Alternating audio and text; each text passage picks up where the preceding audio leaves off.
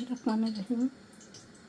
সবাইকে স্বাগতম আইরিনস রিভিউ ব্লগসে।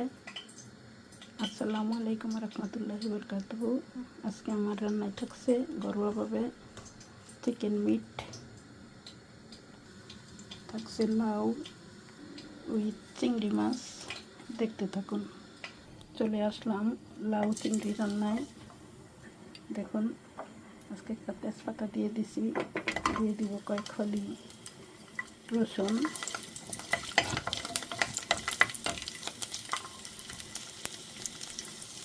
দিয়ে দিব অল্প পরিমাণে পেঁয়াজ কুচি,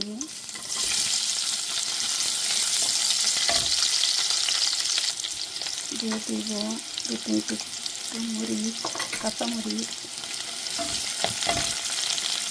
এখন দেব অল্প পরিমাণে হলুদের গুঁড়া, সাথে দিয়ে দিব অল্প আদা রসুন জিরা পেস্ট, অল্প পরিমাণ দিয়ে দিব পরিমতো লবণ। কিছুক্ষণ কষিয়ে নেব।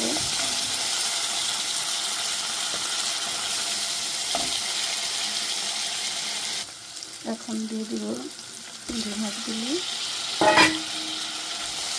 নেড়ে চেড়ে কিছুক্ষণ কষিয়ে নেব। ফিরে আসলাম আবার। দেখুন, চিংড়ি মাছটা আমি অল্পক্ষণ কষিয়ে নিয়েছি। এবার আমি দিয়ে দিব কেটে রাখা লাউগুলি। আলহামদুলিল্লাহ, লাউ খাওয়া ভালো, শরীরের জন্য অনেক উপকার। আপনারা খেতে পারেন, আমি খাই। হ্যালো গাইস, আমার জন্য একটু দোয়া করবেন। আমি শারীরিক একটু অসুস্থ, আল্লাহ তাড়াতাড়ি আমার সুস্থতা দান করতে। আমি মেরে ছেড়ে কষিয়ে নেব কিছুক্ষণ। দেখতে থাকুন। হ্যালো গাইস, ফিরে আসলাম মাংস রান্নায়।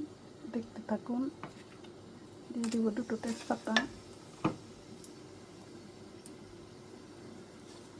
তেলটা গরম করে নিয়েছি আগেই। এখন দিয়ে দিব পেঁয়াজ কুচি, এতে দিয়ে দিব মরিচ সবগুলি মশলা, দিয়ে দিব অল্প লবণ,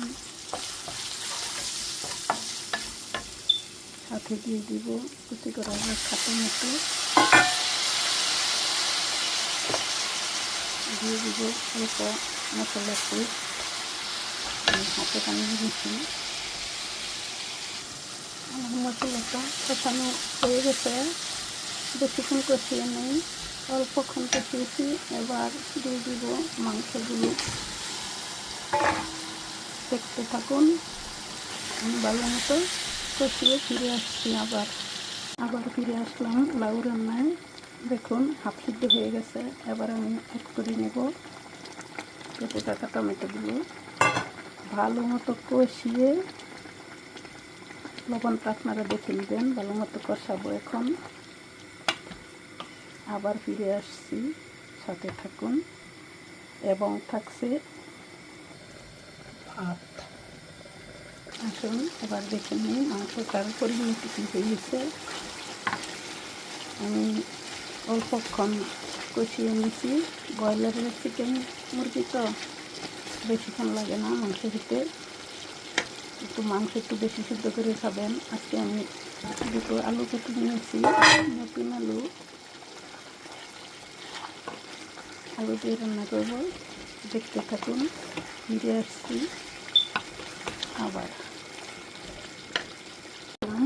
লাউয়ের শেষ পর্যায়ে এবার আমি অল্প ধনে পাতা অ্যাড করে নেব।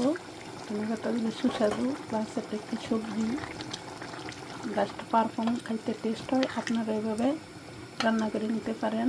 হয়ে গেল আমার লাউ চিংড়ি রান্না। এবার দেখে নেব আমার চিকেন উইথ পটেটো রান্নার শেষ পর্যায়টা। দেখুন, হয়ে গেল। আমি একটু গুঁড়ো মশলা, হাতে বানানো জিরার গুঁড়া অ্যাড করে দিয়েছি জাস্ট সুস্বাদুর জন্য। দেখুন কি কালার হয়েছে, খাইতে অনেক টেস্টি হবে। আমি আজকে একটু জল রান্না করে রাখবো, এই জন্য আমি একটু আলু অ্যাড করেছি। তেজপাতাটা ফালিয়েও দিতে পারেন, দেখতেও পারেন, ইচ্ছা করে ফেলালেও চলে। এভাবে রান্না করে আপনারা খান। প্লিজ ভিডিওটির কোনো অংশ যদি আপনাদের ভালো লাগে, পছন্দ হয়ে থাকছে, তাহলে সাবস্ক্রাইব, লাইক, কমেন্ট করুন। থ্যাংকস এ লট। আবারও আপনাদের সবাইকে আসসালামু আলাইকুম রহমতুল্লাহি ওয়া বারাকাতুহু।